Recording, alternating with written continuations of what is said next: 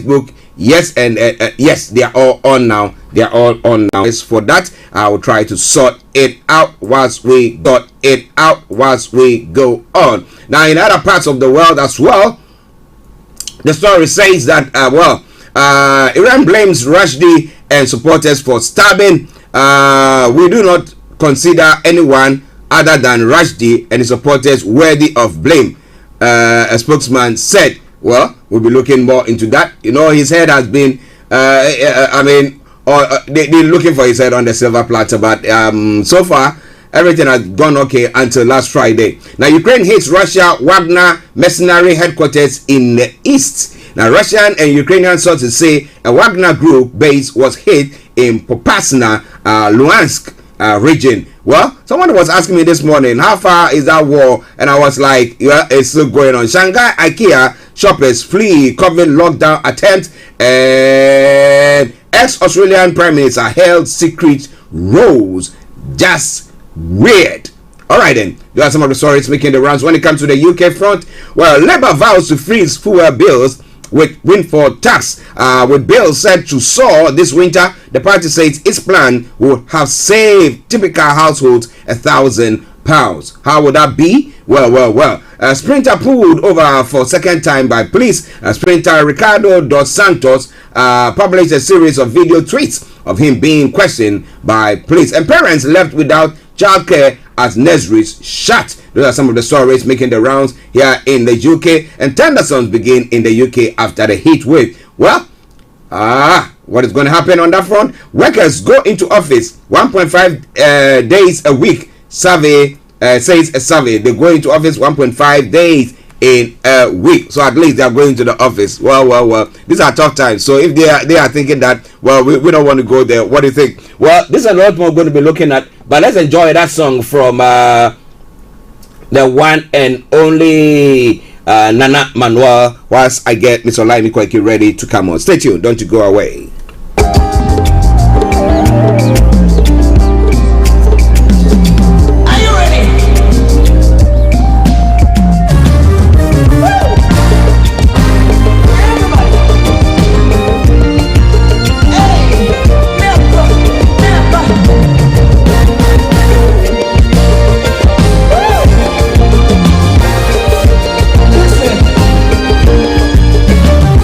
So now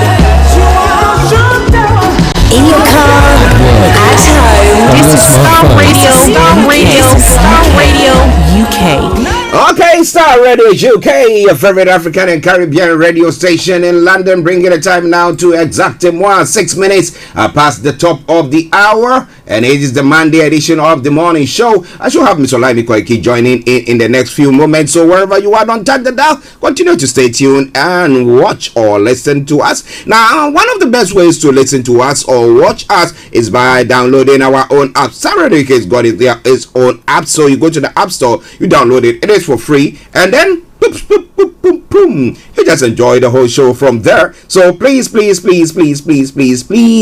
make sure your dials are locked on us, because we're going to bring you the best in everything. So wherever you are, don't you go away.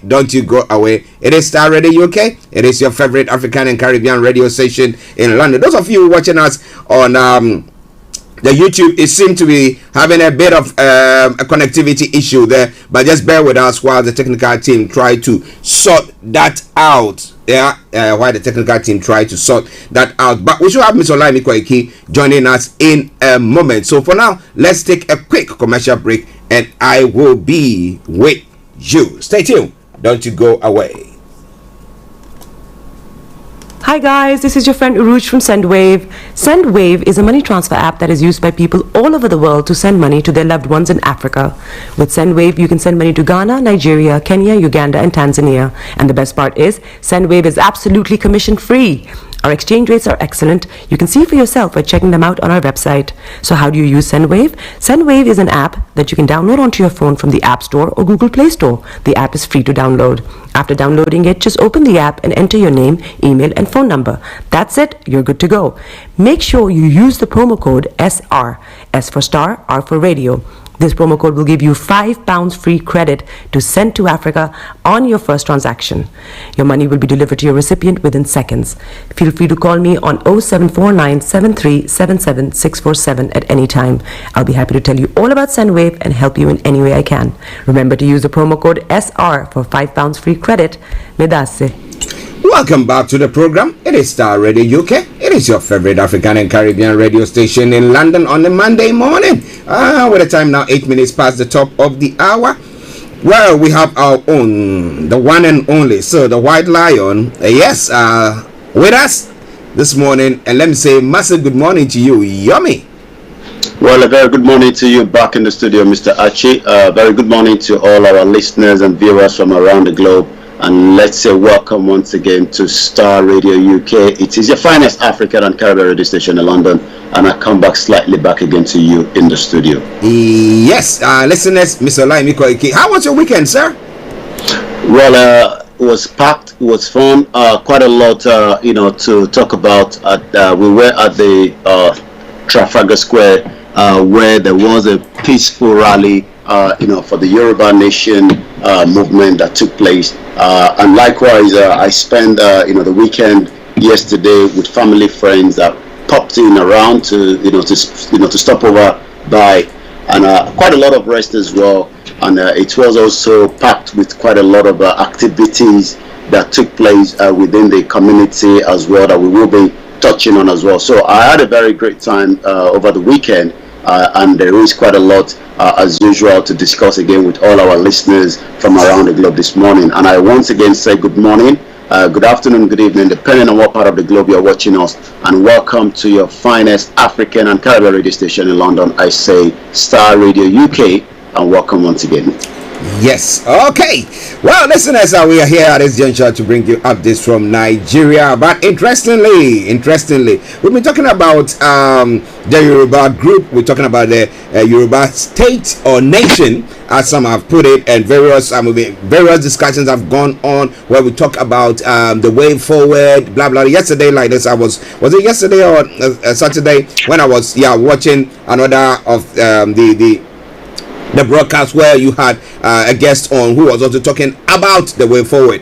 Now, so maybe one of the way forward is the writing of a letter. So the Yoruba self-determination determined movement has written to President Muhammadu Buhari seeking a peaceful breakaway.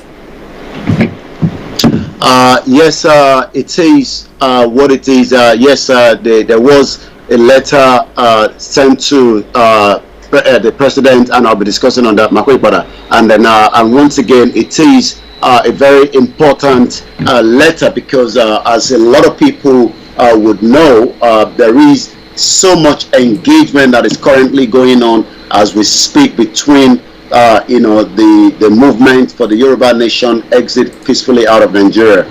But yes, a letter was initiated. Apparently, the letter popped up just as we were leaving the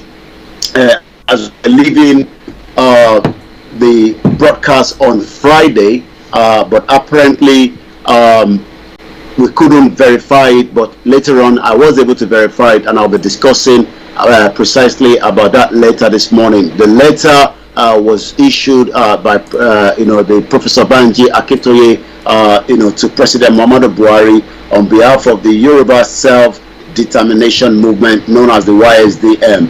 What is the content of the letter? I will be discussing that, but the headline that came out from one of the paper that picked it up, just as so many of them have done, in the last 72 hours, why we want to break away from Nigeria, Yoruba group writes President Muhammadu Buhari. Now, what has been the response from the government so far? Any response, acknowledgement of that letter? Well, what is the letter all about is the first thing that we need to talk about. What is the content of the letter, and what is the expectation, from the government, whether the government will respond to such a letter or not is the question. I mean, the letter that we are discussing here, was put together on behalf of the YSDM by, the emeritus Professor Banji Akintoye, who is the chairperson of the group, said in that letter that our overwhelmed members of the Yoruba now want out of the country because of their worsening plight. It's about 18 pages. We will not be able to go through that, and maybe on Wednesday on Niger Voices we will be able to do so. But I can give a bit of the background, to that letter, that was actually, put together, like I say, and that letter has become, something that a lot of, people from around the globe have already gone through it as well. So this is what we have in terms of the content of that letter, which we would now take a little bit summary of it. Like I said, it's 18-page letter. We will not be able to go through it. Yoruba Self-Determination Movement, President Muhammadu Buhari, Aso Rock, President Muhammadu Buhari, Federal Republic of Nigeria, Aso Rock, Abuja. Dear President, the Yoruba Self-Determination Movement respectfully write this letter to you on behalf of the indigenous people of the southwest of Nigeria, inclusive the Yoruba citizens of Ekiti, Lagos, Osun, Ondo, and Oyo State, and the Yoruba citizens of part of Kogi, Kwara, Delta State, all over the south of the middle Niger River of Nigeria. The Yoruba Self-Determination Movement is a movement that is comprising over 100 Yoruba self-determination organizations that are not just only based in Nigeria or the Yoruba land, but they're also based outside as well. Mr. President, the Yoruba Self-Determination Movement now serves you a notice of the decision of the Yoruba people, to accept their right to self-determination, and also, is an inalienable and unquestionable right of every indigenous nation in the world, which right is enshrined in many international instruments. In short, in light of the worsening and painful plight of our Yoruba people in Nigeria, an overwhelming majority of the coalition of the Yoruba social cultural community and non-governmental organizations have now resolved to pursue self-determination for a sovereign Yoruba nation in further pursuit after the decision of the over 5 million members of the Yoruba adult population within a short time. So this now goes a little bit more. Consequently, Mr. President, this letter on behalf of the Yoruba people formally gives you the notice of the decision of the overwhelming majority of the Yoruba nation and people to exercise our right to self-determination, to have our independent sovereign country. Formally informs you that we desire to commence this process of self-determination officially as to establish our independent and sovereign country. The Yoruba Self-Determination Movement is committed to a peaceful approach to achieve the objectives. It's been given to the government up to September 30 to respond back, and then a committee between the government and the Yoruba Self-Determination Group for negotiation can kickstart in between that will be the ECOWAS, the UN, and the African Union, in present as well. So that is the letter that has been sent, and the letter was dated August 6th, but the letter only came to public light just Friday as we were finishing the Star Radio UK update. Well, listen, that's quite an interesting letter that has gone there, but gone to the presidency. And I come back to the question that I was asking before you gave us the content of that that letter. Professor Akintoye is saying that over 5 million Yorubas are looking forward to leaving the country, or leaving Nigeria as a whole, for self-determination. But do you think that they are going to respond to it at all? Have they even acknowledged it? Yes. Oh, the letter has come in, whether we are going to agree or not. Has there been any from the top of your head, have you heard of any acknowledgement of that letter at all? Well, I mean, at the moment there hasn't been any statement issued, from the federal government, media spokesman, who could be Gabashew or Femi Adesina, but we will wait and see in due course whether there will be any sort of response back from the federal government. Like I said, the federal government might not or might respond back either to the public regarding that letter, and if the federal government does so, we will definitely let our listeners watching us on Star Radio UK to be aware of that. Okay, listeners, it's quite interesting. I'm going to bring you one other article that we're going to be talking about, but let me acknowledge Adeshina Adeyemo. Morning, is a morning Koiki. Odua today, yes, Equator, and then more you are Oshinuga. Yeah, good morning, everyone. How was your weekend? Our weekend was good. We hope that your weekend was good as well. Nigeria didn't happen to you. Yes, but let's come back to a statement that has been made. We send donkeys and other equipment to help Nigerians crash Biafra, Nigerian Defense Minister is saying.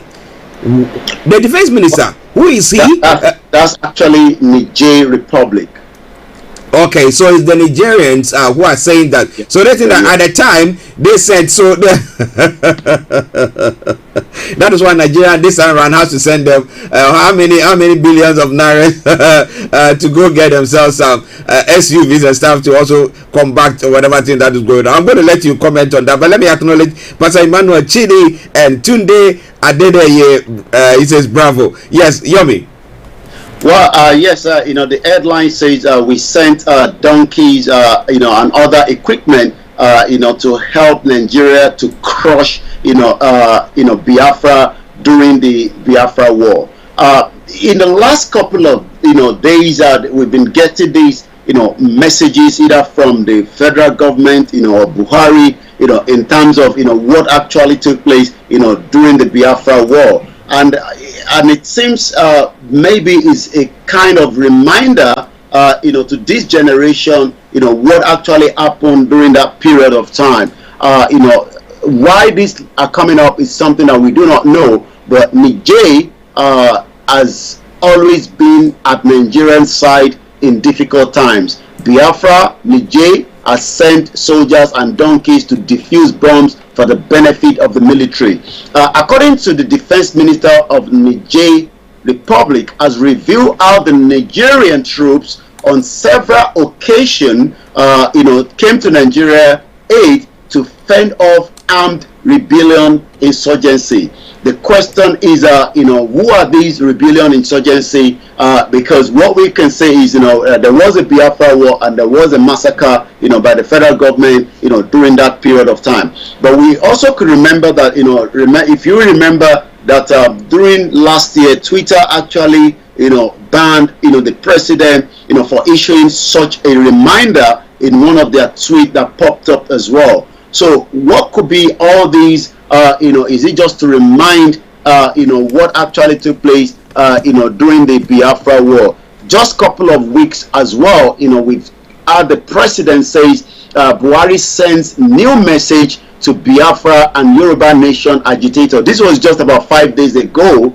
So it seems that there's a kind of a synergy between what is happening, by this government and the Nigerian government as well. 5 days ago, that was the headline. Buhari sends new message to Biafra and Yoruba Nation agitator. President Muhammadu Buhari on Tuesday, the August the 9th, addressed the separatist movement, passing the message that Nigeria will remain one nation. He was actually speaking at the State House, Abuja, while receiving in audience the former state chairman of the defunct Congress for Progressive Change, CPC. Remember, Buhari was a member of the CPC. He contested and he lost until there was a merge between CPC and the APC. President Buhari said the country must not go to war again in the name of agitation or separation. But what the president have actually not said is there is a war on the doorstep, by the Fulani militia that have been allowed to infiltrate the government, and even El Rufai has actually had to tell the government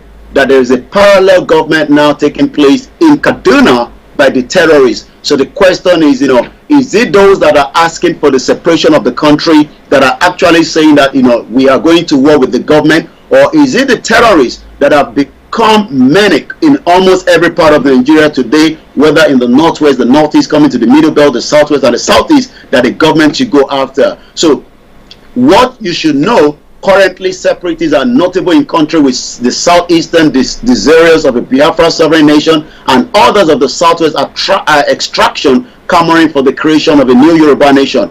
President Buhari's word: our main objective is the Federal Republic of Nigeria. We are human beings, we have our weakness, but I can assure the patriotism in us is hard earned. Buhari said, we have gone through all the troubles from the 15th of January 1966 to date. You know what I mean by this. We have killed 1 million of ourselves in order to keep this country together. I don't think there can be any practical experience more than that. We Nigerians, God willing, will remain Nigerians, but a lot of Yoruba like myself will say we cannot remain one Nigeria, because Nigeria is the creation of the British government in 1914, and it is time to dissolve Nigeria, just as it has been done in other countries as well. Interesting. Let me acknowledge a couple of people and then I make my comment. Now, Omotosho Olayomi says, well done, guys. And Prince Ambimbola also there says, good morning, Archie and White Lion. Yoruba Nation has come to stay. No going back. Whether the federal government responds to the letter, we're going out of Niger. But the issue is that statement that the president made last week or thereabout means that the president has had that letter, because if that letter was sent or written or dispatched on the 6th, that means that he has it, and therefore comment that is making is pertaining to that letter. And for the fact that now trying to getting Nigerians to also bring in the fact that, oh, you know what, we even helped you, we brought stuff to you to help you fight that. I was just once we are on air, I was trying to look at what caused the Biafran war, and it's all definitely because they think that they were being marginalized, and they thought that, look, we want to be our own people, so therefore we want to break away, and that brought about that war. So this statement that are being made by the federal government, I don't think it's something that we have to look at it lightly at all.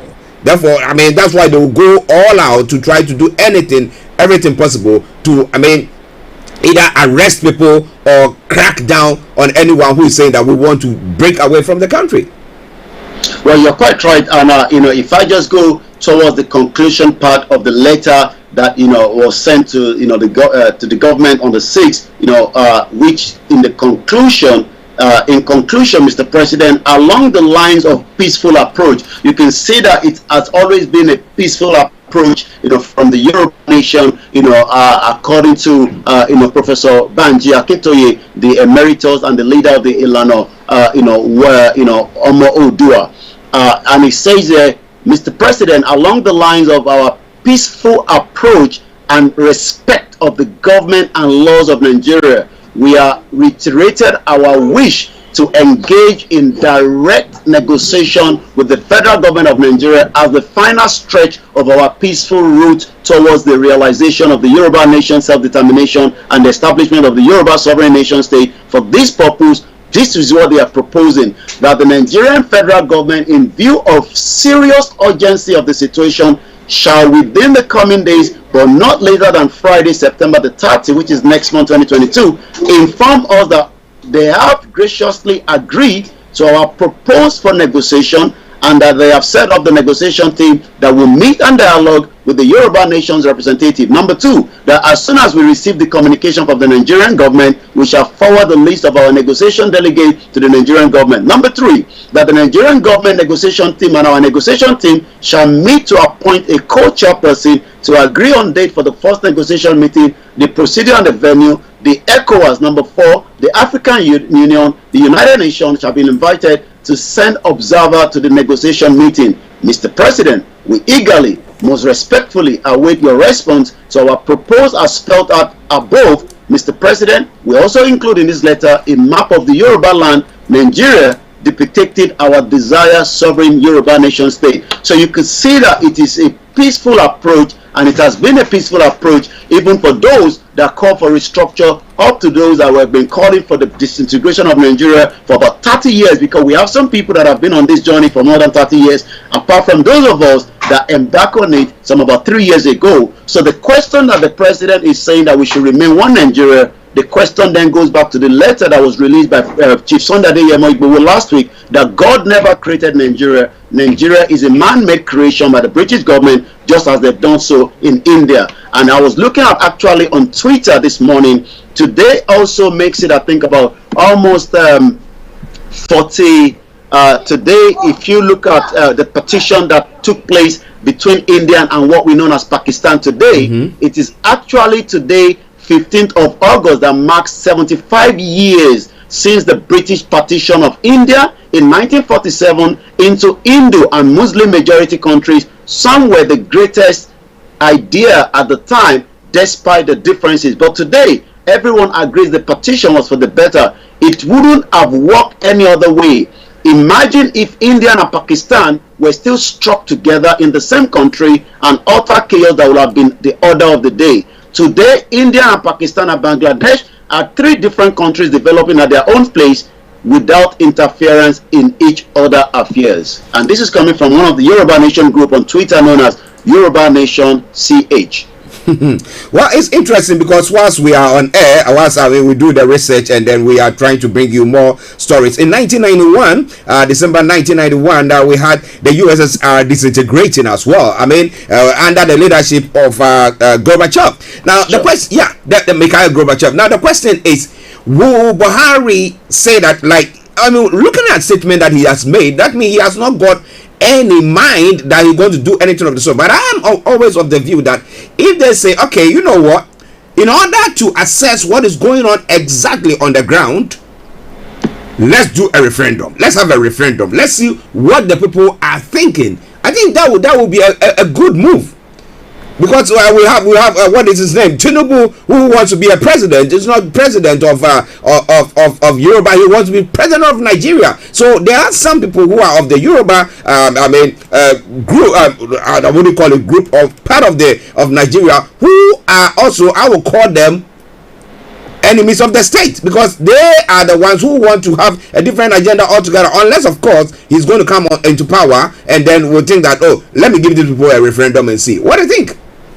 Well, the option is, Buhari is not the one to decide, how and who, how the indigenous people that were put together, by the British in 1914, in terms of whether we remain in Nigeria or not. Buhari, as we know, was one of those, that disturbed, the democracy in 1983 when the first coup, the coup that he participated, by overthrowing, the Shehu Shagari, democracy that we had as at the time. So the question is, as much as, Buhari can say that he wants to keep one Nigeria, that is of his own choice. He can keep one Nigeria if he wants in the northern part of Nigeria, but he cannot keep Nigeria on behalf of the indigenous people, which also is the right according to the chapter that was allowed in 2007, and also as it remained a very peaceful one. So yes, the right of those that still wants to keep Nigeria is also have to be factored in, but those that also wants to leave has to be given the opportunity. You talked about referendum. The reason why the Yorubas, that are agitating do not want to go in that direction is that we've seen that, Nigeria as it is right now, is not a very ripe country that will allow, a very peaceful referendum. Even though referendum, will have to be done by the United Nations. But the question is this government really ready to allow the indigenous people to come on the round table and decide whether they still want to be known as Nigeria or not? And the question then goes back to, will there be a 2023 election as things become more heat up? Because now that a letter has been released, up to the September the 30th, what next? We would have to wait to see, because we don't know what we're going to be the next line of action. But what we can say is, after the listening to one of the leader of the Yoruba movement as well last night during our media broadcast to the Yoruba people, what we'll be told now is we should start preparing for a peaceful white mega rally that will be announced at a very, very short notice, nothing less than 48 hours for that to come up. Wow, that's quite interesting. Omo Ododoa name me. It says, bless Yoruba nation. Now, Yomi, let me ask you this question. I mean, now, assuming there are some people in the Yoruba living, some Yorubas who don't want to break away from Nigeria, because you cannot say automatically that everybody is on board. You see, so that's why somebody would say that when we bring a referendum, it makes us determine that those in our own house or our own home, those who are in favor of it, let's make a move, and those who don't want to, so that if majority carries the vote, then we all move on, so that there'll be a fair chance for everybody to make their vote. But what do you think about that? Well, I mean, you're quite right. Here in UK, there was a referendum in 2016, to allow us to vote, which I participated, whether, we still want to be part of European Union or not. And the choice was left to every individual to decide. I mean, a lot of people woke up the next morning and realized that, they shouldn't have voted the other way around. So you're quite right. We still have, so many Nigerians that are Yoruba,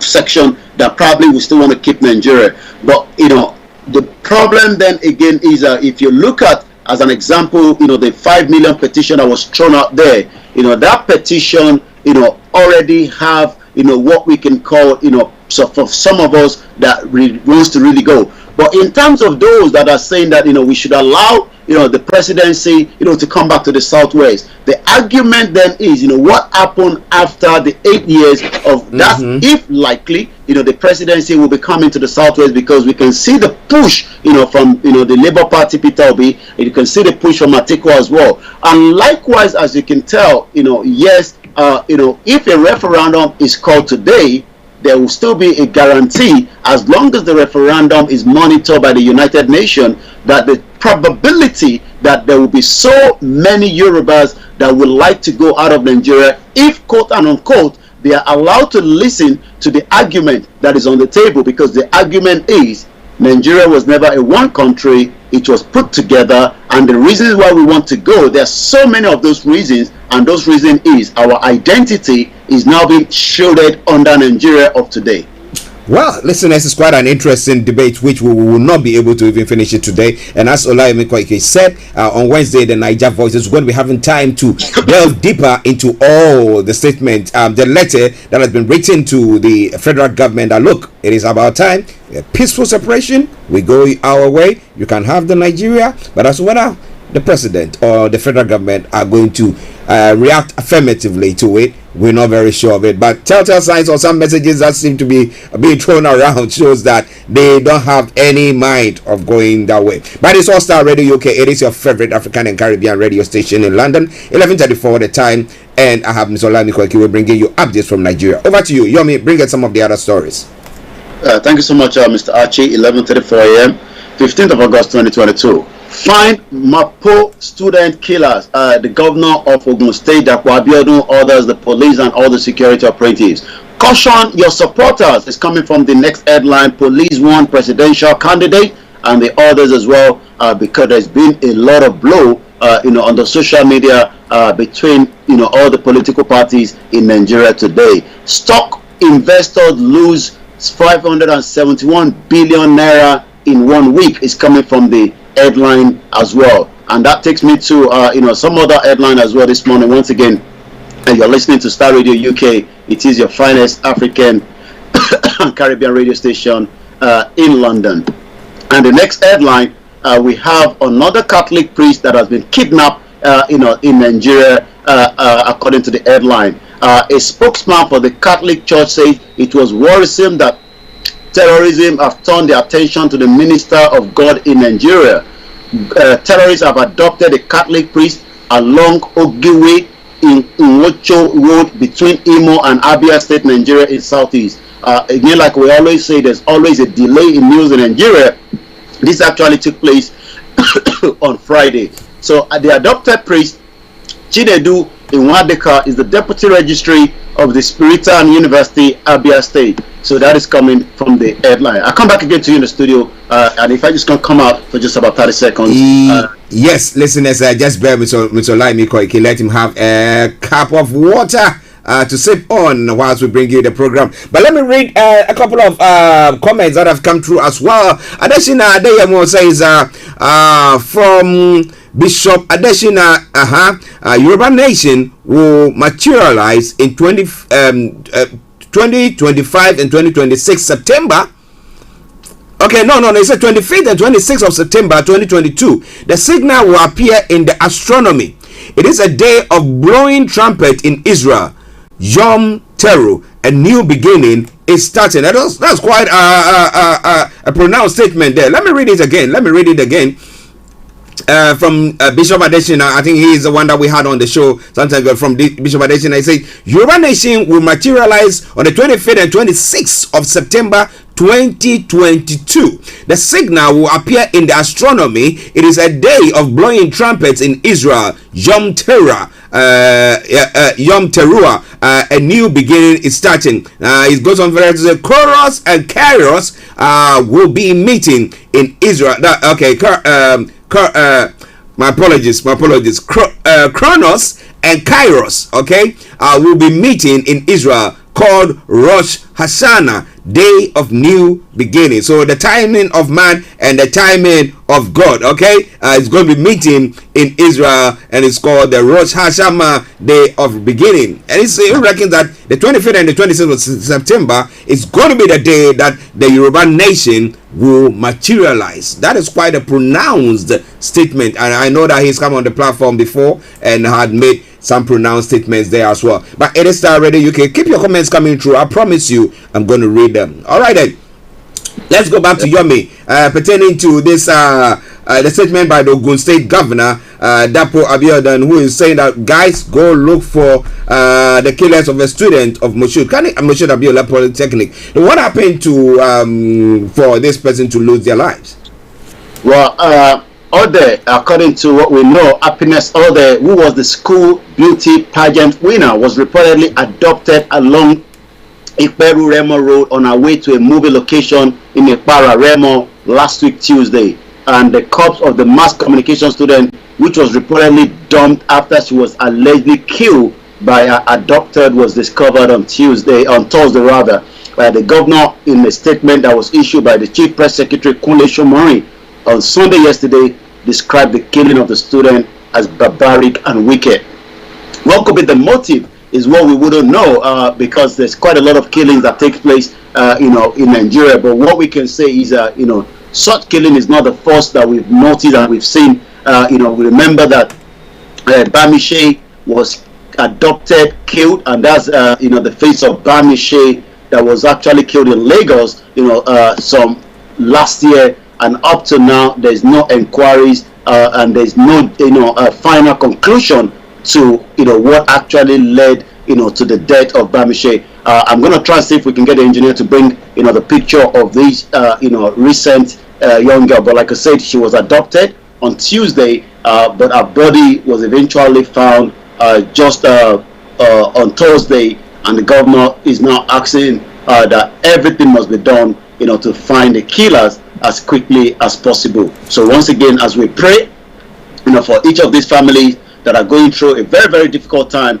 in terms of their loved ones, what we can say is may Nigeria never happen to us, because when it does, it has a ripple effect not just on the family, also on the community, of those that have been, affected, in those particular situations. Like I said, we're trying to get the, the image of these young girls. But I come back slightly again to you in the studio.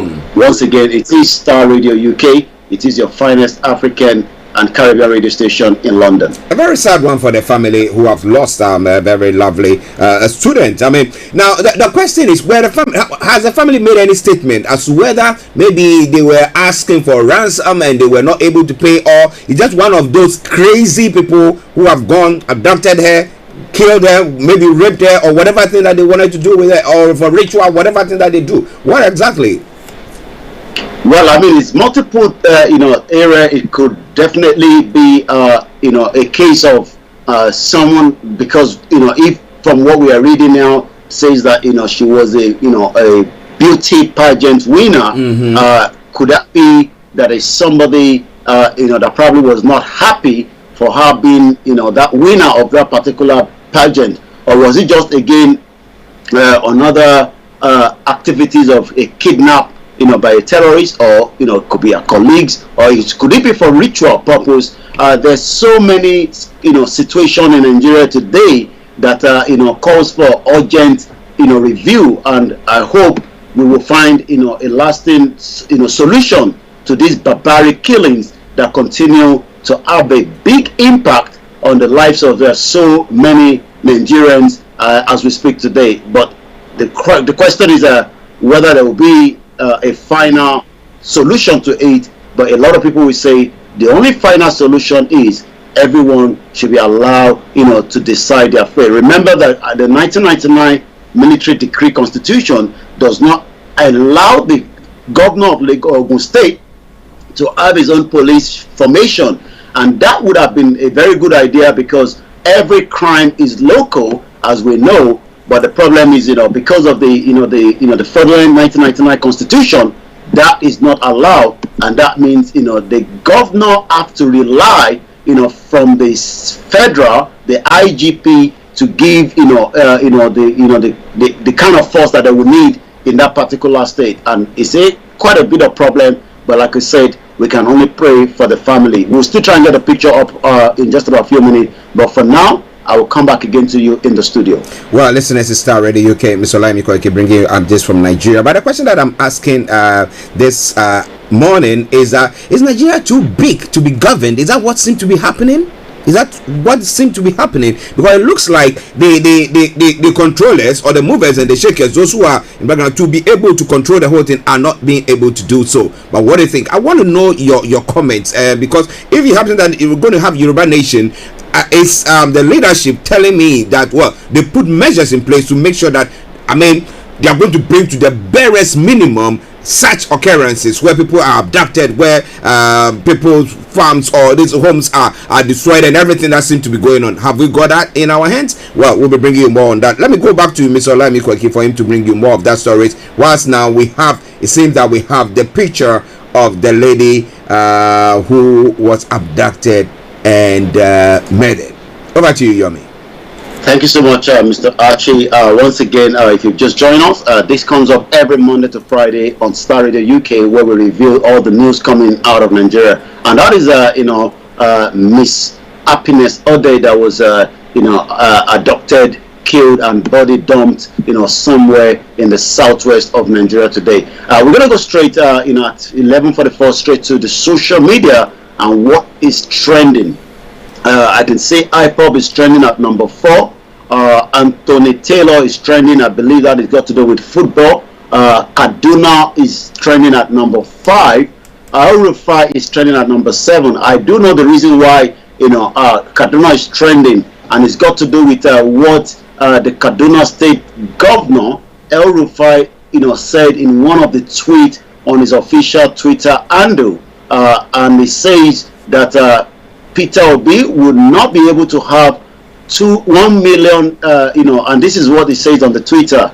In Kaduna, not in Kaduna, I hope you get 200 persons on the street, including those imports that can't open their shops on Monday and came on overnight buses last night. I just laugh. So, you know that a lot of the youths are in love with Peter Obi, and I believe the reason that is because Peter Obi is a new, well, not really a new politician per se, but maybe a kind of different politician as against the current PDP and the APC that a lot of Nigerians tend to know or have been with for a very long time. So it seems that as Peter Obi supporters are moving from state to state, they're probably planning to move to Kaduna for a peaceful rally, but it seems already that is generating all kind of controversy. As you can tell, that the fight is always on the social media.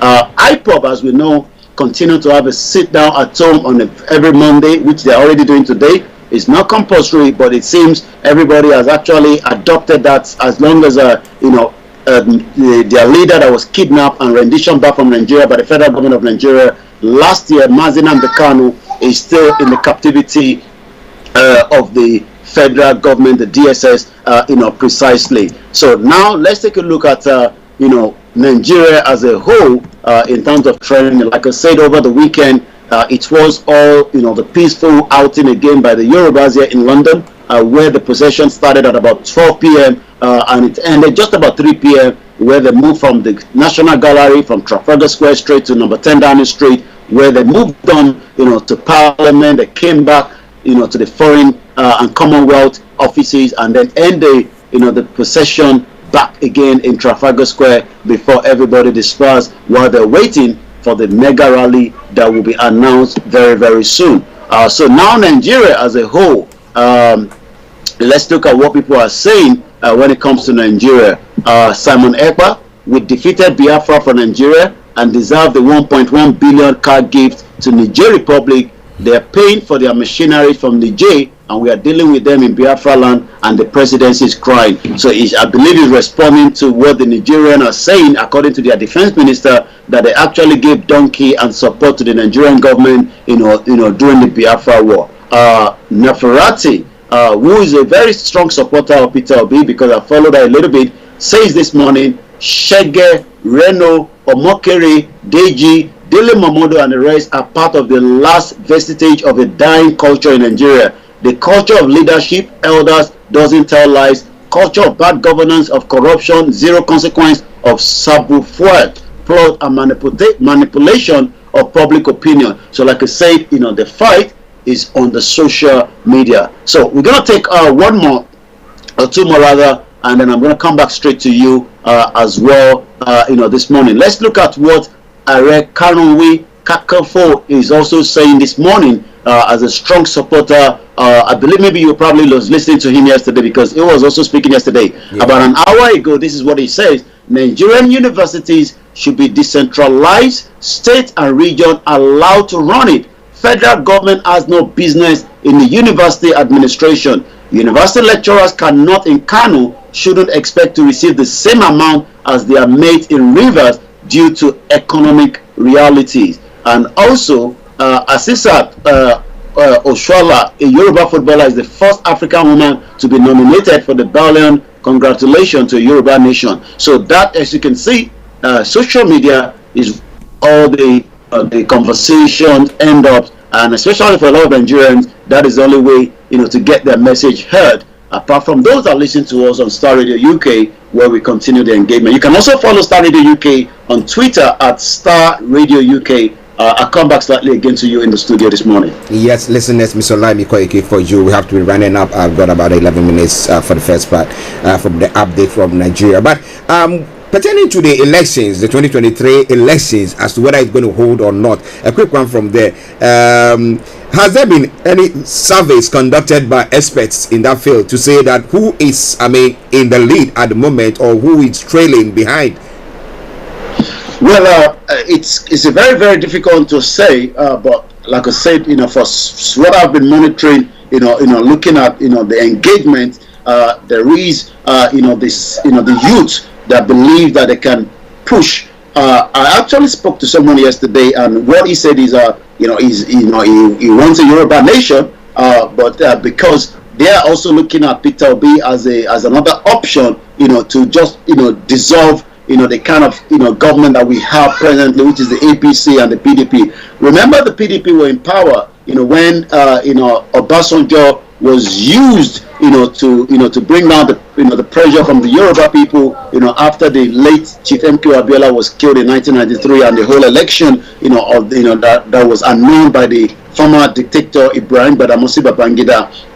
So what we are now saying is, we had the APC took the power from Jonathan, and it seems, the hell was let loose in the last almost 8 years of this government. Economy is very, down. The insecurity is a massive problem. The welfare of Nigerian citizens has become, they're getting more poorer. And the condition is, what should Nigerians that believe in Nigeria should do is maybe bring somebody else in, and that is where Peter Obi is now also out there. But there are also these, allegation and rumor that the reason why Peter Obi is now being brought out is to suppress the movement of the Biafra.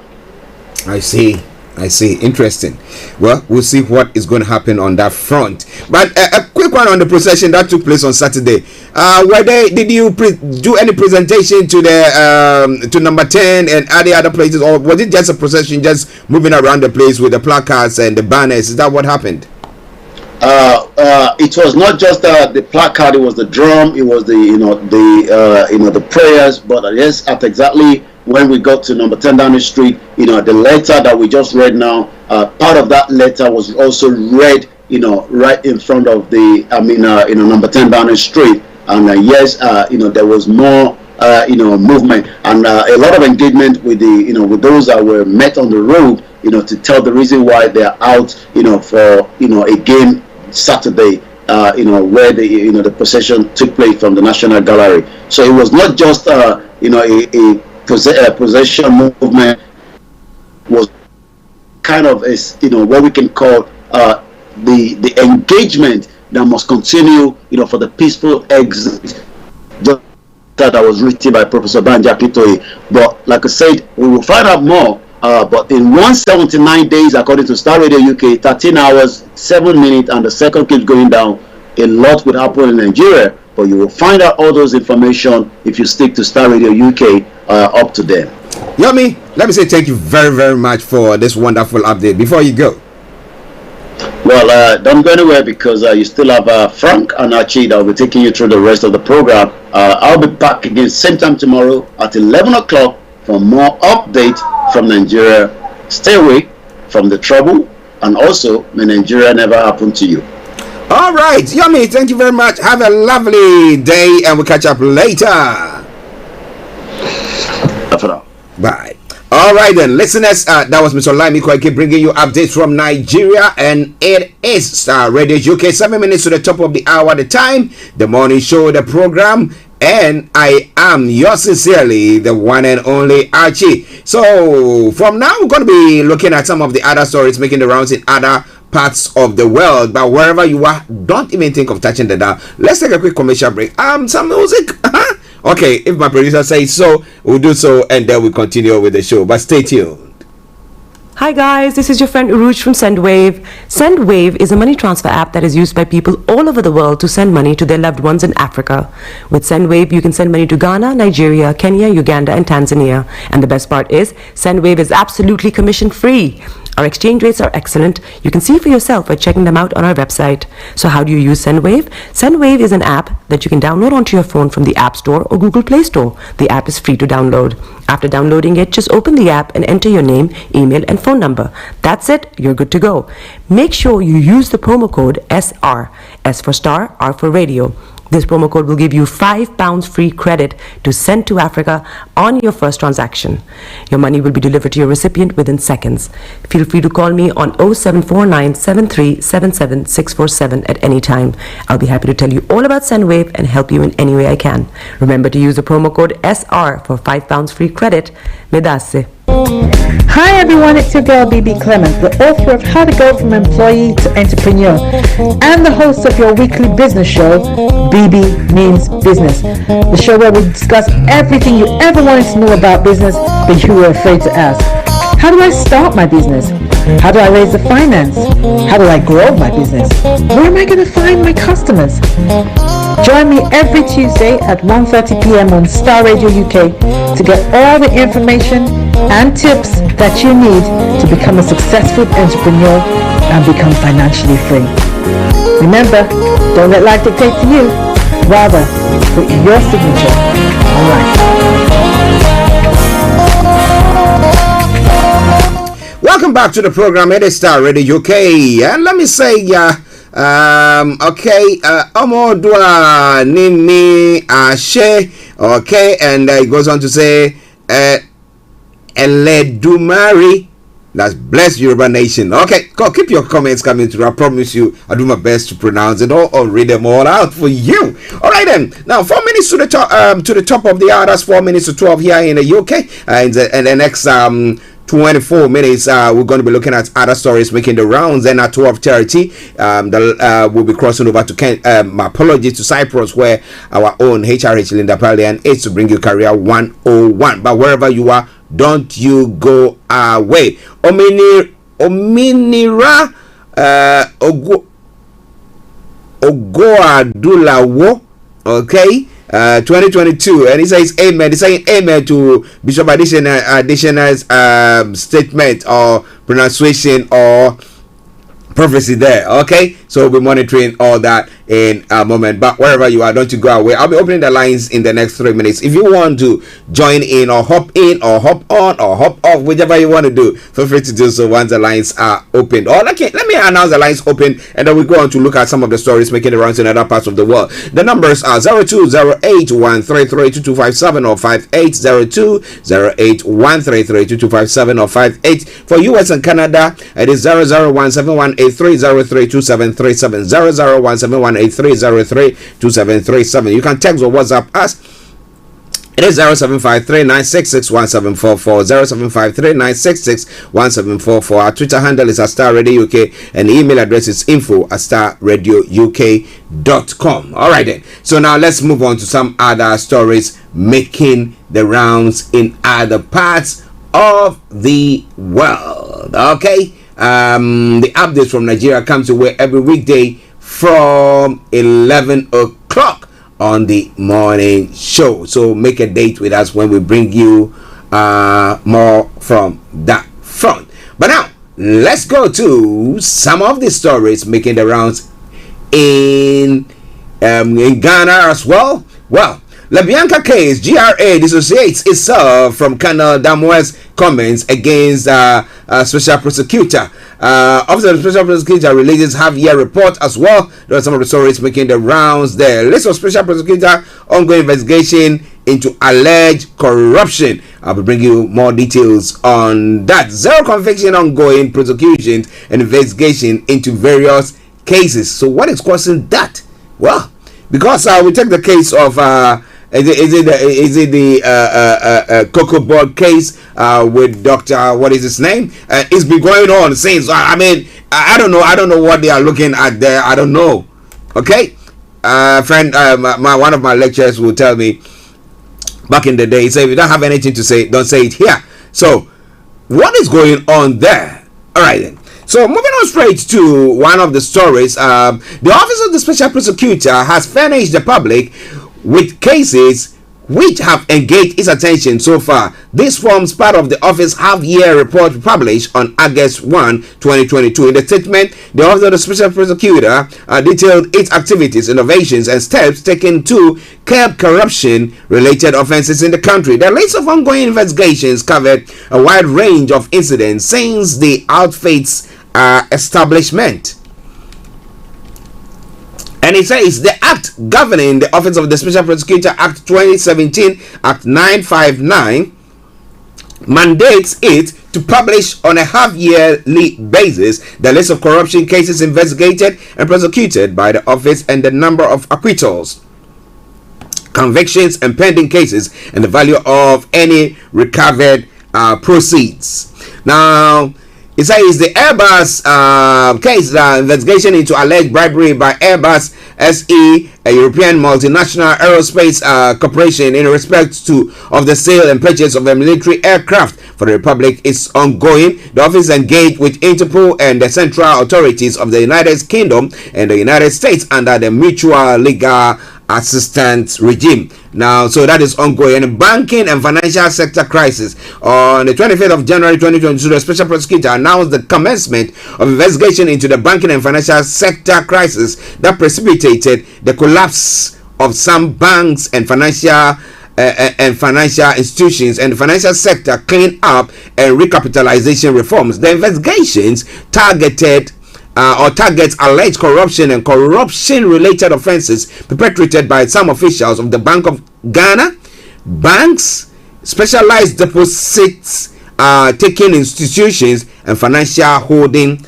companies. So, well, I hope that the investigation, comes up with something, because if the Bank of Ghana didn't do diligent, and because of that caused banks to collapse and people losing their lives or their wealth or whatever things that they were looking out for or to, then I think it's about time that they also see some prosecution from there. But on 17th of March 2022, the special prosecutor announced the commencement of investigation into suspected corruption and corruption related offenses in respect of the recruitment exercise of course 51 of cadet officers training at the Ghana Police Academy.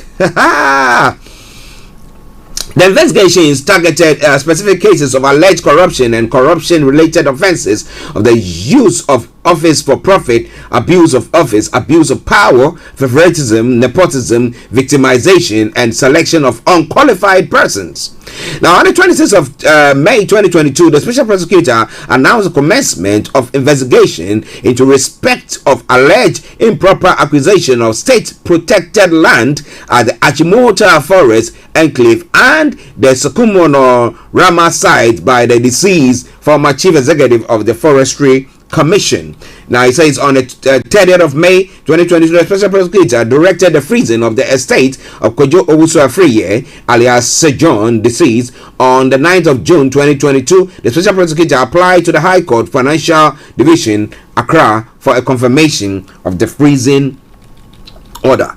On July 12, 2022, the High Court refused the application. On 19 July 2022, the Special Prosecutor filed a notice of appeal to the Court of Appeal, Civil Division, Accra, against the decision of the High Court. On 30th of June 2022, the office commenced investigation into suspected corruption and corruption-related offenses in respect of a contract awarded by the Northern Development Authority to A&Q's consortium for consultancy services under the Infrastructure for Poverty Eradication Program, the IPEB.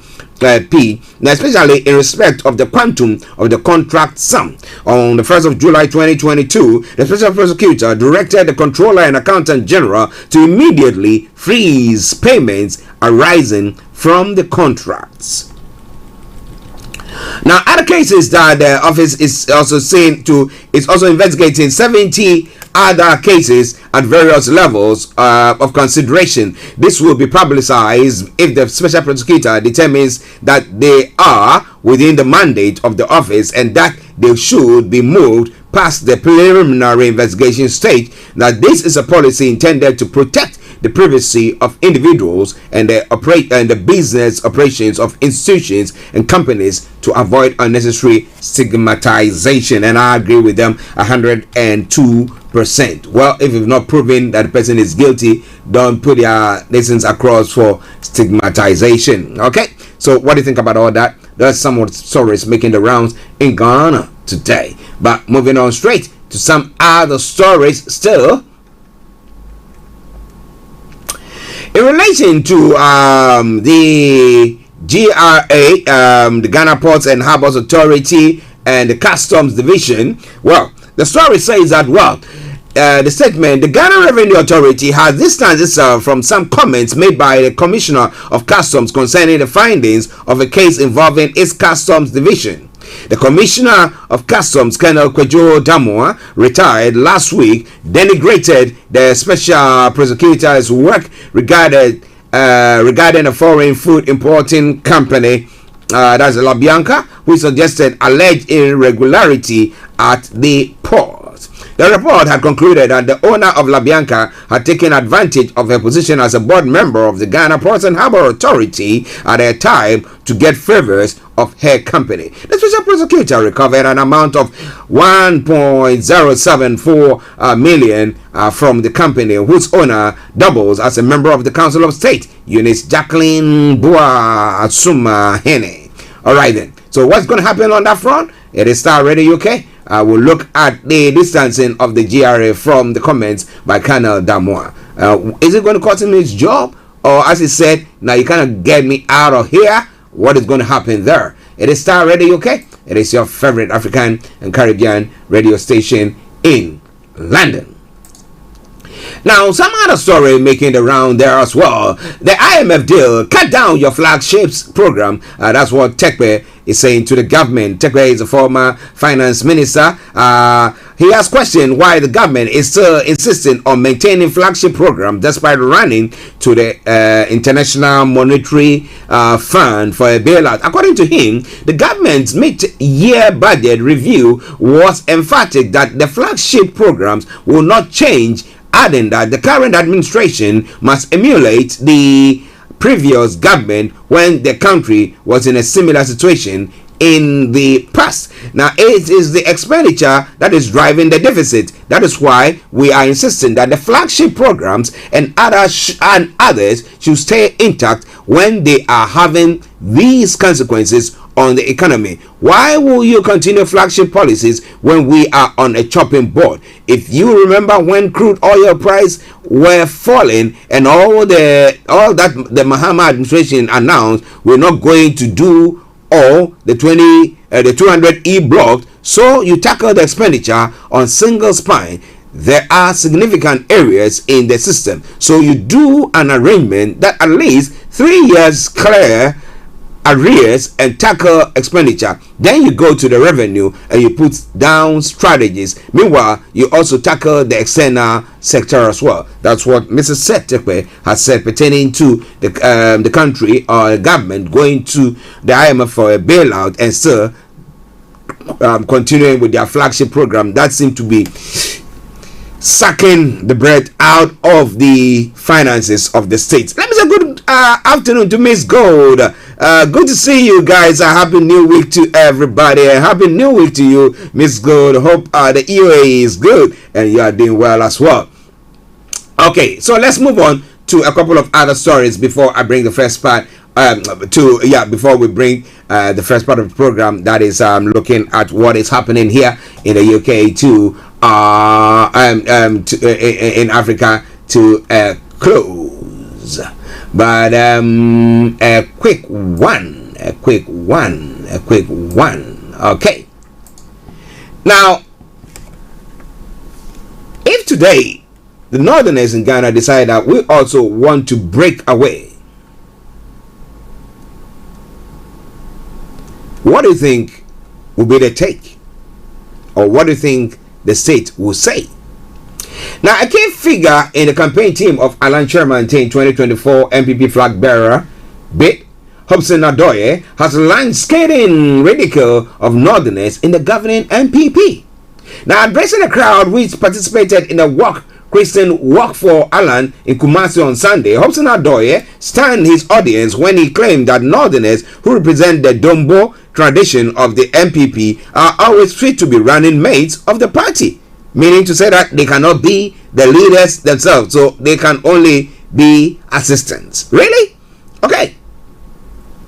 Now, in a denigrating manner, Hobson, who have been seen in recent times moving quite closely with the Trade Minister Alan Shermanton, said the MPP has three traditions: Dankwa, Buzia, and Dombo, adding that the leadership of the party has always been between the Dankwa and the Buzia tradition, with the Dombos from the north playing second fiddle as running mates, and called for the tradition to remain unchanged for the 2024 election. Now, there is one thing I am going to say. The MPP has a tradition. Our tradition is Buzia, Dankwa, and Dombo. Dankwa represents Eastern region and the bottom south. Buzia represents Ashanti region and the Bono areas, while Dombo represents the northern region, said Hobson Adoya. Whenever a Dankwa leads the party, the Buzia side steps aside, but there is a Dombo for a running mate. And whenever a Buzia leads the Dankwa side steps aside, but there is a Dombo for a running mate. As for the Dombos, they are always there for a running mate. Now, wow. Well, if it's this part of the world, you would have heard him resigning or apologizing for the statement that is made. Now, if you are somebody hailing from the north with that statement, don't you feel marginalized? That you're not competent enough? Well, it is Starr Radio UK. It is your favorite African and Caribbean radio station in London. Let's move on straight to some part of Africa. As I announced, the lines are open. You can add your voice to the discussions, so feel free to do so. Now, Kenyans prayed for peace on Sunday as they waited anxiously for the final outcome of the tight presidential race, with the two foreign runners neck and neck according to a partial official result. Now, as of Sunday morning, Deputy President William Ruto has scored 51.25% of the vote, reversing earlier gains for his main rival Raila Odinga, who had 48.09% according to data from the Election Commission, covering nearly 50% of the constituencies. Now, Tuesday's vote passed off largely peacefully, but after previous elections sparked deadly violence and rigging claims, the Independent Electoral Boundaries Commission is under intense pressure to deliver a clean poll and release results by 16th of August. So by tomorrow, we should have that results coming through. But riot police were deployed overnight inside the commission's heavily guarded tallying center in Kenya's capital, Nairobi, after political parties' agents disrupted the process, hurling rigging's allegations to each other. The commission's chairman, Wafula Chebukati, previously accused party agents of delaying the tallying process by haranguing election workers with unnecessary questions. The wait has left Kenyans wary, with many hoping that any disputes of the results are addressed peacefully through legal means. More than a dozen civil society groups, trade unions, as well as the Kenyan chapter of Amnesty International and Transparency International issued a statement Sunday urging calm. We call on all political candidates, their supporters, and the public to exercise restraint. We must all avoid raising tensions that could easily trigger violence, the group of 14 organizations said. The poll pitted Odinga, a veteran opposition leader, now backed by the ruling party, against Ruto, who was widely expected to succeed President Uhuru Kenyatta until his boss joined hands with the former foe, Odinga, in a dramatic shift of political agents allegiance. Now, both candidates have pledged to maintain calm regardless of the election's outcome, with a memory of the 2007 and 08 and 2017 post-poll violence still fresh for many Kenyans. At a church service in Nairobi on Sunday, Odinga, 77, recited the opening lines of the peace prayer of Saint Francis and said, "I want to become an instrument to bring peace, to heal, to unite, and keep the hope alive in our country." Congregants in Odinga's stronghold of Kisumu also prayed for a peaceful outcome, with 81-year-old Bishop Washington Ogonyo Ngede telling his flock, "Don't let politics divide us. We must remain united, because leaders come and go, but the country of Kenya lives forever," said Ngede, a lifelong friend of Odinga's family. All right then. So this is what is coming from the African continent. Hopefully keeping fingers and everything crossed and monitoring everything. Hopefully we should be able to tell you exactly who the winner of that race is going to be or will be.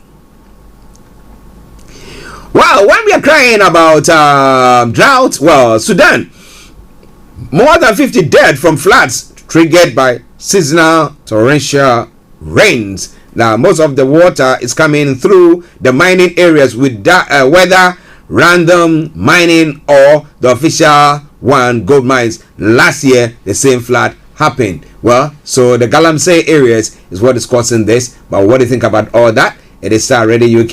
It is your favorite African and Caribbean radio station in London. Angola is entered its final stretch for an electoral campaign. We're going to be bringing you more on that hopefully tomorrow. But for now, we're going to take a quick break and then we come to other parts of the world because we got ourselves up to about another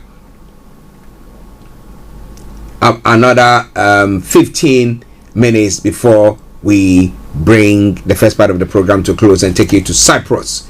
Yes, let me announce this breaking news coming through and then we take the commercial break. UK becomes first country to approve and update COVID vaccine which tackles both original virus and Omicron variant as well. So that's some breaking news coming through. UK has become the first country to approve an updated COVID vaccine which tackles both original virus and Omicron variant. Okay, are you going to get a booster? Well. Starr Radio UK. Hi guys, this is your friend Uruj from Sendwave. Sendwave is a money transfer app that is used by people all over the world to send money to their loved ones in Africa. With Sendwave, you can send money to Ghana, Nigeria, Kenya, Uganda, and Tanzania. And the best part is, Sendwave is absolutely commission free. Our exchange rates are excellent. You can see for yourself by checking them out on our website. So how do you use Sendwave? Sendwave is an app that you can download onto your phone from the App Store or Google Play Store. The app is free to download. After downloading it, just open the app and enter your name, email, and phone number. That's it. You're good to go. Make sure you use the promo code SR. S for Starr, R for Radio. This promo code will give you £5 free credit to send to Africa on your first transaction. Your money will be delivered to your recipient within seconds. Feel free to call me on 0749 7377 647 at any time. I'll be happy to tell you all about Sendwave and help you in any way I can. Remember to use the promo code SR for £5 free credit. Medasse. Hi everyone, it's your girl BB Clement, the author of How to Go from Employee to Entrepreneur and the host of your weekly business show, BB Means Business, the show where we discuss everything you ever wanted to know about business but you were afraid to ask. How do I start my business? How do I raise the finance? How do I grow my business? Where am I going to find my customers? Join me every Tuesday at 1:30 p.m. on Starr Radio UK to get all the information and tips that you need to become a successful entrepreneur and become financially free. Remember, don't let life dictate to you. Rather, put your signature on life.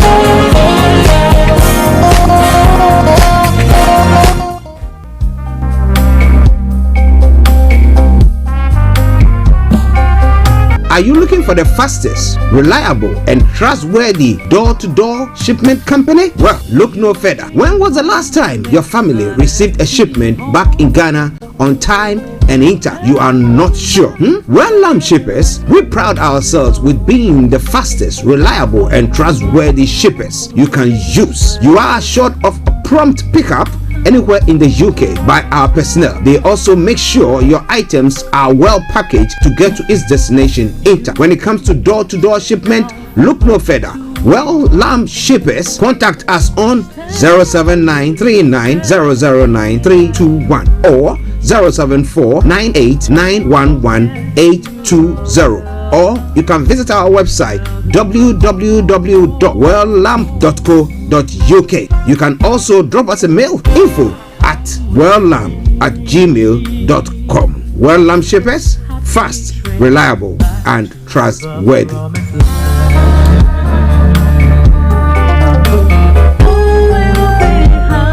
Enlighten your day with Starr Radio.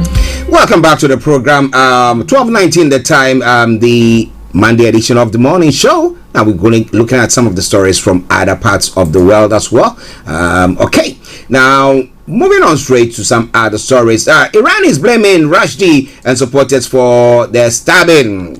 What are they talking about? Iran has categorically denied any link with Salman Rushdie's attacker, instead blaming the writer himself. Mr. Rushdie, 75, was left severely injured after being stabbed on the stage at an event in New York State. He's now able to breathe unaided, though. Now, he has faced years of death threats for his 1988 novel, The Satanic Verses. Now, earlier, U.S. Secretary of State Antony Blinken accused Iran state media of gloating about the attack, calling its behavior despicable. Now, Iranian media have extensively commented on the attack, calling it divine retribution. Now, Iran state broadcaster Daily Jam highlighted the news that Rushdie might lose an eye following the attack, saying an eye of the Satan has been blinded. As news emerged on Friday's attack, eyes turned to Tehran, where the fatwa, religious edict calling for the righteous assassination, was first issued more than 3 decades ago. But on Monday, Iran's foreign ministry spokesperson Nasser Kanani, giving the country's first official reaction, said Tehran categorically denied any link, adding, "No one has a right to accuse the Islamic Republic of Iran." However, he said freedom of speech did not justify Mr. Rushdie insulting religion in his writing. "In this attack, we do not consider anyone other than Salman Rushdie and his supporters worthy of blame and even condemnation," the spokesman said during his weekly press conference in Tehran. "By insulting the sacred martyrs of Islam and crossing the red lines of more than 1.5 billion Muslims and all followers of the divine religion, Salman Rushdie has exposed himself to the anger and rage of the people." Iran had no other information about Rushdie's assailant except what has appeared in the media, he added. In the UK, Shadow Foreign Secretary David Lammy said the government should urgently put diplomatic pressure on Iran to apologize and withdraw the truly sickening comments. Now, he goes on further to say Mr. Blinken had earlier denounced Iran's state institution for inciting violence against the attack. He said in the statement that Mr. Rushdie has consistently stood up for the universal rights of freedom and expression, freedom of religion or belief, and freedom of the press. Now, while law enforcement officials continue to investigate the attack, I am reminded of the pernicious forces that seek to undermine these rights, including through hate speech and incitement to violence. So coming away from the world news. Well, the Ukrainian war continues. Let me bring you that one before I bring you the Taliban's. Now, the story says that, well, Ukrainian artillery has struck a headquarters of Russian shadowy Wagner parliamentary group of mercenaries in eastern Ukraine. A report says the attack in Popasna was reported by Sheiv Heyday, Ukrainian governor of Luhansk region, and several pro-Kremlin war reporters. The number of casualties is not clear and details remain sketchy. Photos said to show that the damage were posted on the Telegram messaging service. Now, Wagner has been linked to war crimes. The group was deployed to Crimea, Ukraine Donbas region in 2014 when Kremlin-backed forces ousted Ukrainian troops from areas they later declared to be part of Russia. Now, Wagner units have also been sent to Syria, Libya, Mali, and the Central African Republic. The Kremlin does not acknowledge the Wagner's existence, but Western intelligence links the group to Yevgeny Prigozhin, nicknamed Putin's chef, because his catering business has long helped President Vladimir Putin and the armed forces. Mr. Prigozhin, like many other Russian officials, is under Western sanctions. Now, Wagner is known as a PMC, private military company, but they are state-sponsored mercenaries who act in the Kremlin's interest. Western experts say they have been accused of repeated war crimes and human rights abuses. So come your way from Starr Radio UK, 12:24 the time, the morning show, the program. Okay, so one other story before we come to the UK and look at some of the other stories there. Okay. All right, let's see. Okay, yes, and this pertaining to the first anniversary of the Taliban coming back to power. A national holiday has been declared in Afghanistan as the Taliban authorities mark the first anniversary of seizing power in Kabul. The Taliban members and supporters have been parading in the streets and hanging black and white flags, but the anniversary comes during a deepening economic and humanitarian crisis, and many men unable to find work, and most girls' secondary schools still closed. The Taliban main spokesperson said that some religious leaders are opposed to the idea of girls going to school, but they are trying to find a solution. The fall of Kabul on the 15th of August 2021 followed the U.S. decision to push troops out of the country by September that year. There were desperate scenes at Kabul airport as thousands of people tried to escape, even clinging to planes as they attempted to take off. More than 6,000 Afghans and their families who worked with the UK military are still stranded in Afghanistan. So what do we say? So what's the point? Right then. So this is Starr Radio UK. It is your favorite African and Caribbean radio station in London. And the time now, 12:26. One final story, a couple of stories from the UK front, and let's do it. Let's do it. Now, Labour has vowed to freeze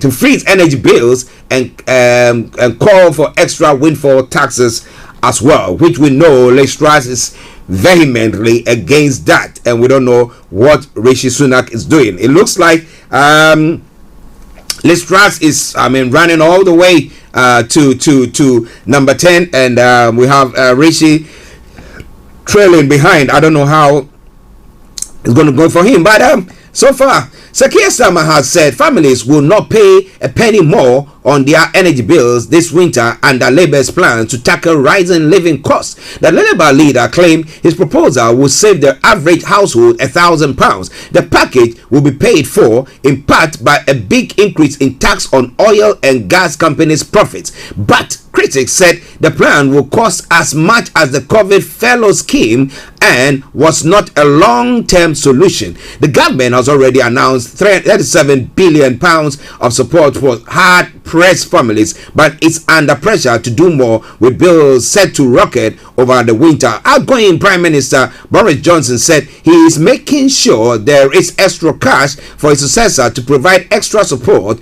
when they take office on the 5th of September. So he decided not to spend now, but have that money sitting. Now the Treasury are working up ideas for how the new Prime Minister could provide more help with living costs. But the two contenders for the job, Liz Truss and Rishi Sunak, have indicated they are not keen on extending the windfall tax on oil and gas companies or freezing the price cap, meaning it's unlikely to happen unless they have a change of heart. Now, Labour's intervention serves as a challenge to both leaders or leadership hopefuls to say what further support they may offer and how they will pay for it. The party says its plan will be paid for in 3 ways.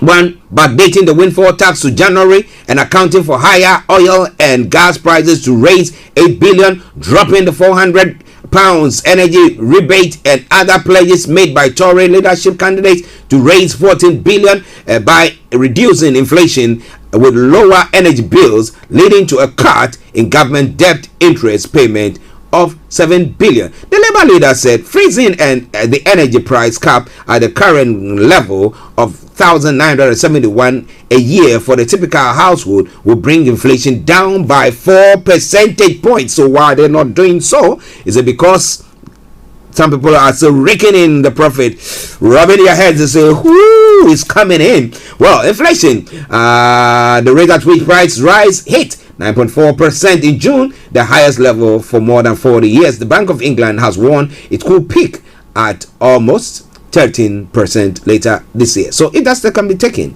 to bring the inflation down, and therefore we will have the recession maybe receding, or we're not going into recession at all, wouldn't that be good? Well, listeners, this is where I bring the first part of the program to a close. I'm going to take you straight to the Cyprus, where we got our own HRH Linda Palian, who is going to be bringing you updates. Oh, my apologies, is going to bring you Career 101. So stay tuned, don't you go away It is Star Radio UK. It is your favorite African and Caribbean radio station in London. .uk. You can also drop us a mail, info at welllam@gmail.com. Welllam shippers, fast, reliable, and trustworthy.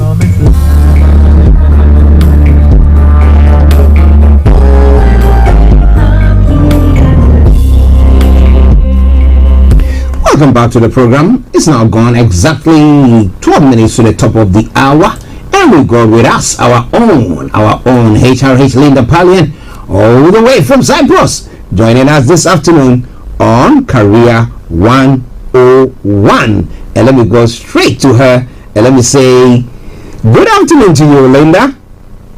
Good afternoon. How are you? Yeah, I'm doing very, very well. And you? I'm fantastic, thank you. Good. Wow, have you been sunbathing over the weekend or something? I'm sunbathing now. Ah, good for some.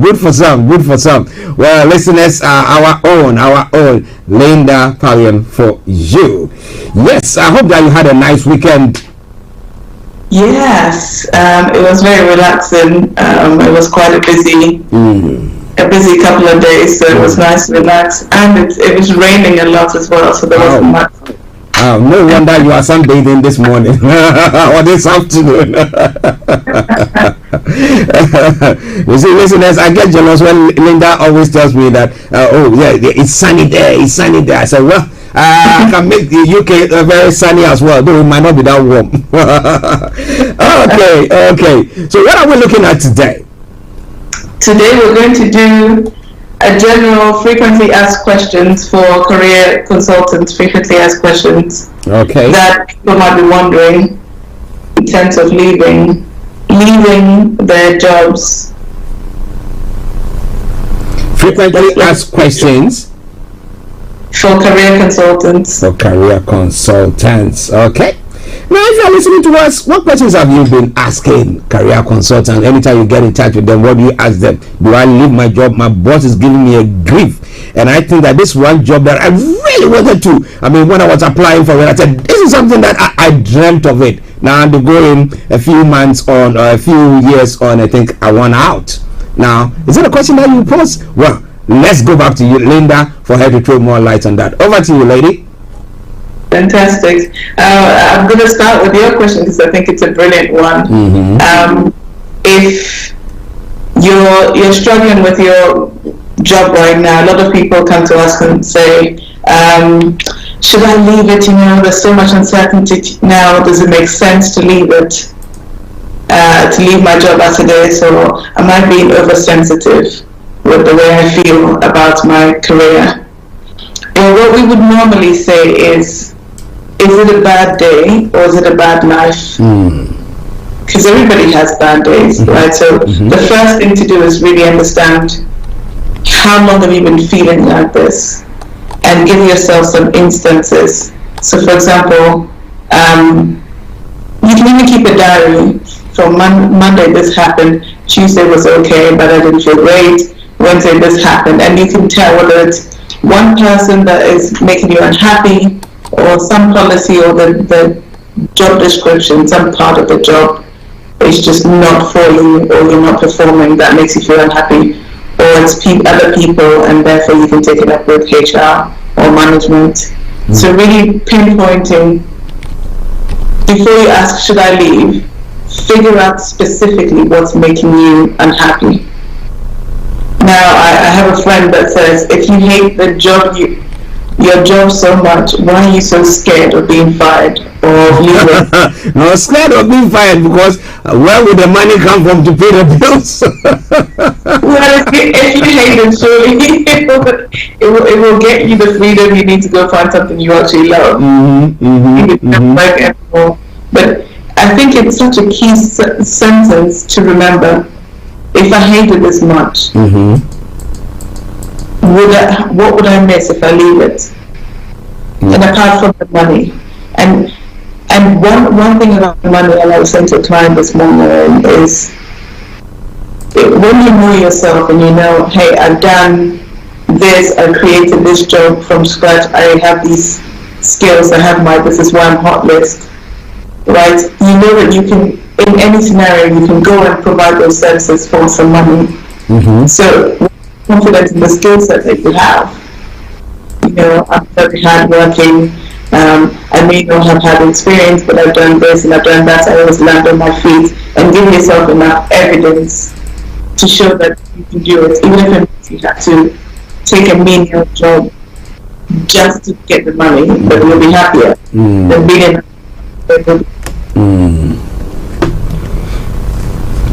Linda, we are losing your audio.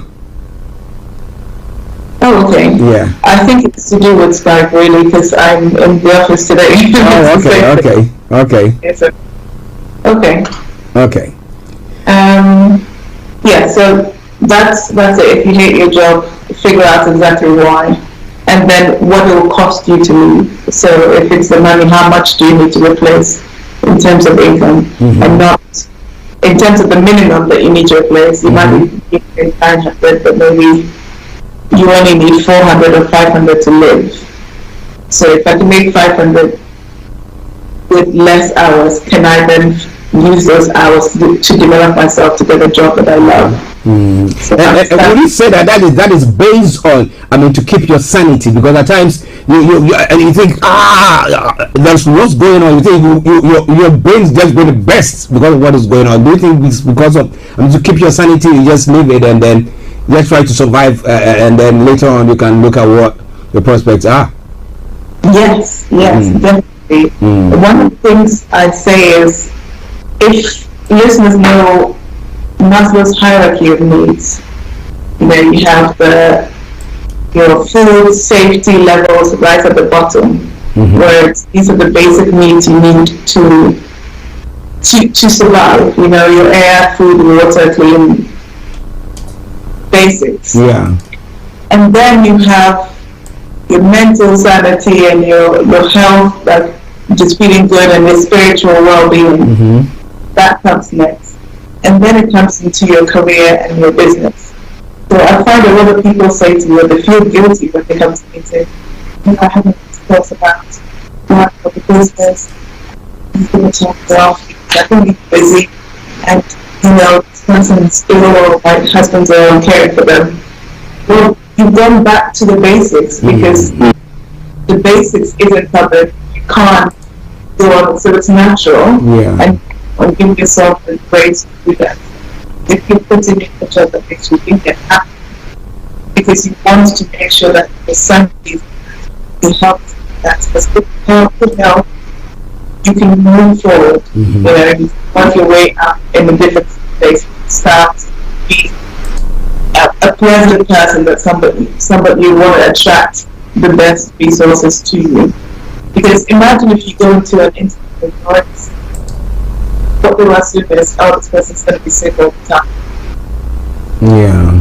In good health and in good spirits, with my mental, it's easy to have a relationship and to give people. And then this is why. Okay, listeners, please just bear with us because we do have some a bit of break in the audio. Yes, just bear with us. We'll try to. She is in the office today, so it's something to do with where she is. So please just bear with us. But today we're looking at frequently asked questions for career consultants, and a couple of them we put across, and she's addressed it. You want to know more, or you have your own questions that you want to send through as well? Why not? Feel free to do so. Send it or post it on our Facebook page, and I will ask her, and I promise you she's going to address it. Okay, so over to you, Linda. Fantastic. I think it's to do more with our communication channel than my Wi-Fi. Oh, okay. But anyway, we'll figure it out. Okay. So we've spoken about when to leave. Also, another thing to ask yourself is what's keeping you comfortable. It's a very, very important exercise, because whatever position you're in, whatever career position or personal position you're in, there's a reason you're doing it. Human beings don't do anything just as a machine.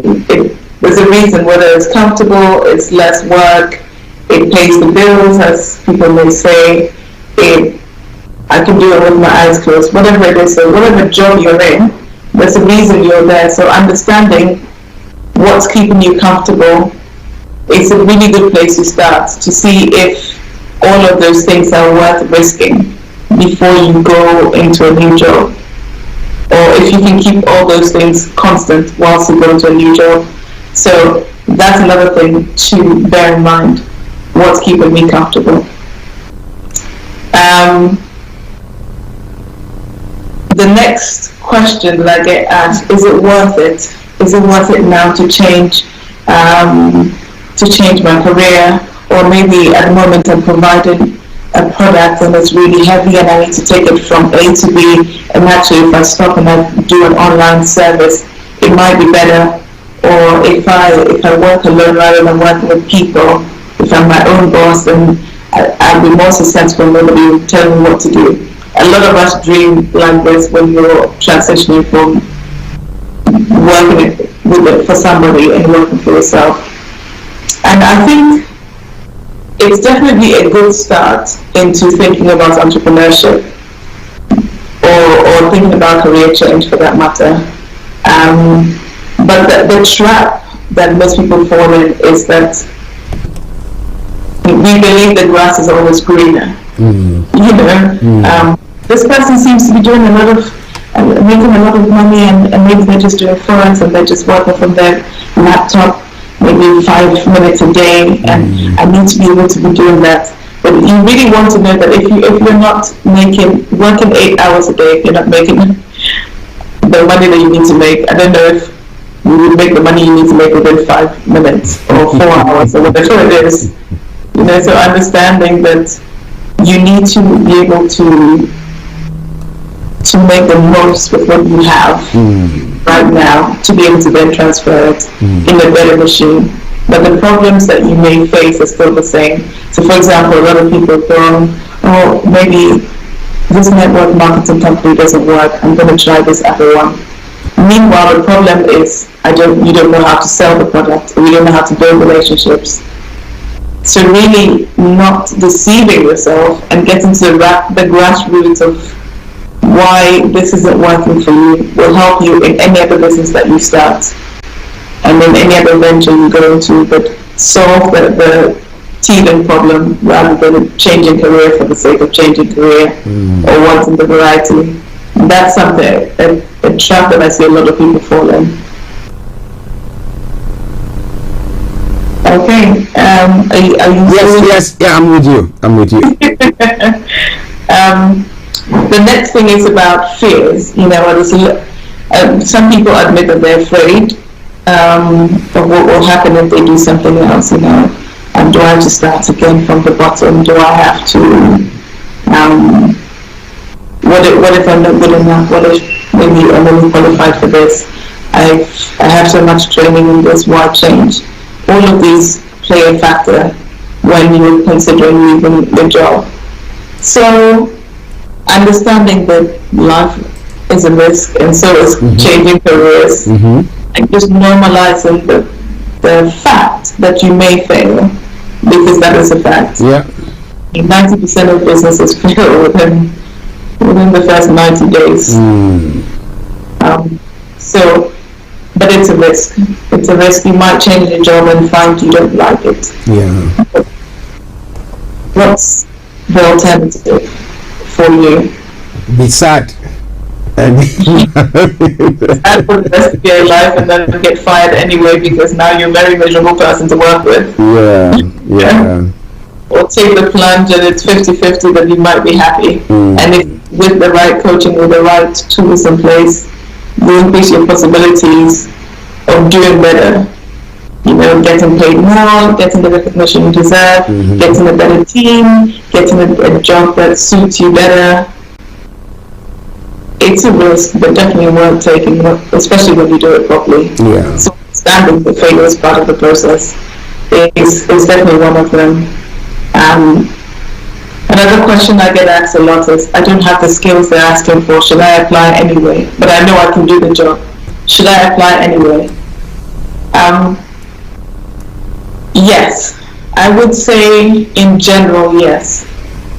It depends. Sometimes recruiters say desired skills or required skills. Especially if it's a desired skill, then yes.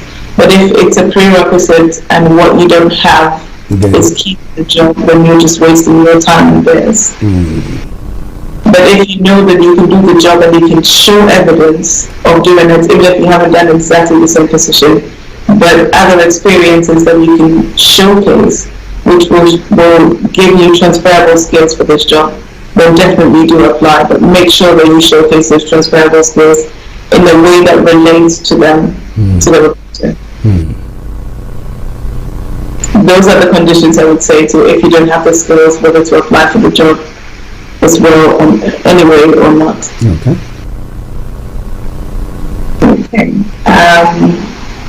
And then understanding what are the fears that you may have in making that decision. What are the fears that you might have in deciding whether to change jobs or to stay the same. So put all these fears down. Maybe I'm afraid I will fail, I'm afraid people will laugh at me, I'm afraid I have to beg back for my old job when I realize I can't do it, I'm afraid that I will lose everything I have to start from scratch. All of these fears, write them down and then classify them as a real fear. So what's the probability is going to happen? And what is the perceived fear? Am I just making this up? That people on the streets and laugh at me or whatever it is. Realistically, is that going to happen? No, so that's a perceived fear.